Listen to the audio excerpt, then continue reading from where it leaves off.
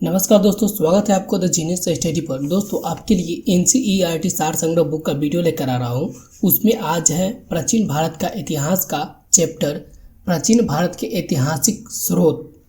क्या है चैप्टर दोस्तों? प्राचीन भारत के ऐतिहासिक स्रोत, जिसका आज फर्स्ट पार्ट है। उसमें क्वेश्चन देखते हैं दोस्तों। फर्स्ट चैप्टर है दोस्तों प्राचीन भारत के ऐतिहासिक स्रोत। इसका फर्स्ट क्वेश्चन देख लेते हैं दोस्तों।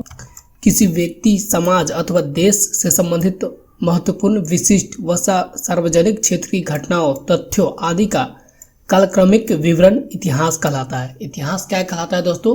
किसी व्यक्ति, समाज अथवा देश से संबंधित महत्वपूर्ण, विशिष्ट व सार्वजनिक क्षेत्र की घटनाओं, तथ्यों आदि का कालक्रमिक विवरण इतिहास कहलाता है।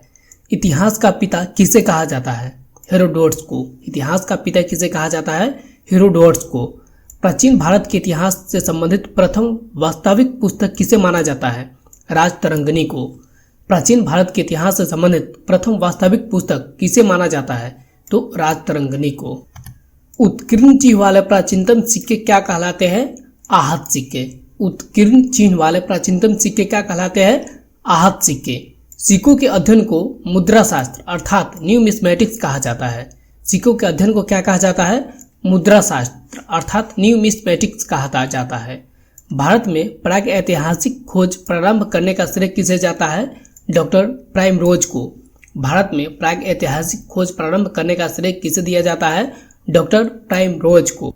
नेक्स्ट क्वेश्चन है, भारतीय प्राग ऐतिहासिक अध्ययन से संबंधित प्री हिस्टोरिक इंडिया किसकी कृति है? Stuart Piggott. भारतीय प्राग ऐतिहासिक अध्ययन से संबंधित प्री हिस्टोरिक इंडिया का कृति किसकी है? स्टुअर्ट पिगट की। चीनी यात्रियों ने अपने यात्रा वृत्तांतों में भारत के लिए किस शब्द का प्रयोग किया है? इनटू। चीनी यात्रियों ने अपने यात्रा वृत्तांतों में भारत के लिए किस शब्दों का प्रयोग किया है? इनटू। उत्कीर्ण लेखों के अध्ययन को क्या कहा जाता है? अभिलेखा शास्त्र, इपिग्राफी। उत्कीर्ण लेखों के अध्ययन को क्या कहा जाता है? अभिलेखा शास्त्र अर्थात इपिग्राफी। लिपियों के विकास के अध्ययन को पूरा लिपि विद्या कहा जाता है। लिपियों के विकास के अध्ययन को क्या कहा जाता है? पूरा लिपि विद्या कहा जाता है। सर्वप्रथम भारतवर्ष नाम का उल्लेख किस अभिलेख से प्राप्त हुआ है? हाथी गुफा अभिलेख से। सर्वप्रथम भारतवर्ष नाम का उल्लेख किस अभिलेख से प्राप्त हुआ है? तो हाथी गुफा अभिलेख से। प्राचीन भारत का सर्वप्रथम सुनियोजित इतिहास किसने तैयार किया? B.A. स्मिथ ने। प्राचीन भारत का सर्वप्रथम सुनियोजित इतिहास किसने तैयार किया? B.A. स्मिथ ने। दोस्तों हम लोग इतिहास को 3 भागों में बांट सकते हैं। एक प्राग ऐतिहासिक काल, दूसरा आधे ऐतिहासिक काल और तीसरा ऐतिहासिक काल।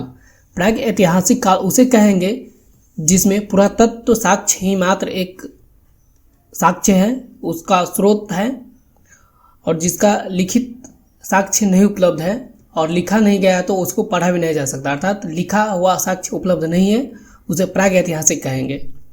और आधे ऐतिहासिक काल किसे कहेंगे? तो आधे ऐतिहासिक काल उसे कहेंगे जिसमें लिखित साक्ष्य तो मौजूद है लेकिन वह अपठनीय है, अर्थात सिंधु घाटी सभ्यता में लिपि तो मिली है लेकिन उसे पढ़ा नहीं जा सका, इसलिए उसे रखेंगे आधे ऐतिहासिक काल में। और ऐतिहासिक काल किसे कहेंगे? पुरातात्विक एवं साहित्यिक दोनों प्रकार के साक्ष्य जब मिलता है तो उसे ऐतिहासिक काल कहेंगे। तो प्राग ऐतिहासिक काल का समय कितना सा था? मानव उत्पत्ति से लेके 3000 ईसा पूर्व तक प्राग ऐतिहासिक काल कहा जाता है। प्राग ऐतिहासिक काल का समय का पीरियड क्या है दोस्तों? मानव उत्पत्ति से 3000 ईसा पूर्व तक का काल को प्राग ऐतिहासिक काल कहेंगे। और आधे ऐतिहासिक काल किसे कहेंगे? तो 3000 ईसा पूर्व से लेकर 600 ईसा पूर्व तक का काल को आधे ऐतिहासिक काल कहेंगे। और इतिहास 600 ईसा पूर्व से आगे और अभी तक को ऐतिहासिक काल के अंतर्गत उसको रखेंगे। तो इस प्रकार दोस्तों इतिहास को 3 भागों में बांटा गया है, प्राग ऐतिहासिक काल, आधे ऐतिहासिक काल और ऐतिहासिक काल। प्राग ऐतिहासिक काल में पुरातात्विक साक्ष्य सिर्फ मौजूद है, उसको पढ़ा नहीं जा सका है और कुछ लिखन सामग्री मिला नहीं तो पढ़ेंगे कैसे। और आधे ऐतिहासिक काल में लिखित साक्ष्य मिला है परंतु उसे पढ़ा नहीं गया है। और ऐतिहासिक काल जिसमें पुरातात्विक एवं साहित्यिक दोनों प्रकार के साक्ष्य मिले हैं उसे ऐतिहासिक काल कहेंगे। तो नेक्स्ट क्वेश्चन देख लेते हैं दोस्तों। प्राचीन भारतीय इतिहास को जानने के लिए किन स्रोतों का प्रयोग किया जाता है? तो धार्मिक ग्रंथ, ऐतिहासिक ग्रंथ, पुरातात्विक साक्ष्य तथा विदेशी विवरण। प्राचीन भारतीय इतिहास को जानने के लिए किन स्रोतों का प्रयोग किया जाता है? तो धार्मिक ग्रंथ, ऐतिहासिक ग्रंथ, पुरातात्विक साक्ष्य तथा विदेशी विवरण। ब्राह्मणी लिपि को सर्वप्रथम किस विद्वान ने पढ़ा था? जेम्स प्रिसेप ने 1837 ईस्वी में पढ़ा था। ब्राह्मणी लिपि को सर्वप्रथम किस विद्वान ने पढ़ा था? तो जेम्स प्रिसेप ने पढ़ा था। कब पढ़ा था? 1837 ईस्वी को पढ़ा था।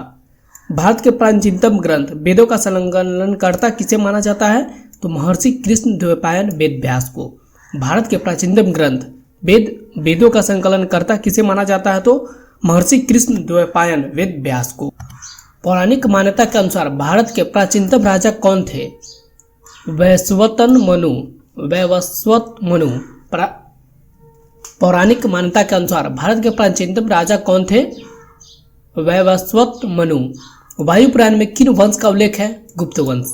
वायु पुराण में किन वंश का उल्लेख है? तो गुप्त वंश। दोस्तों वायु को हम लोग देखते नहीं है, अर्थात वो गुप्त है, इसलिए इससे आप ट्रिक बना सकते हैं। वायु पुराण किस वंश से संबंधित है? तो गुप्त वंश से।